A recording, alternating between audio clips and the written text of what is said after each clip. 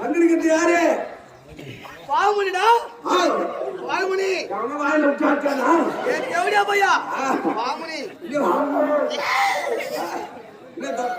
தொண்டை கட்டிருக்கீங்களா? கோவம் வரும்டா.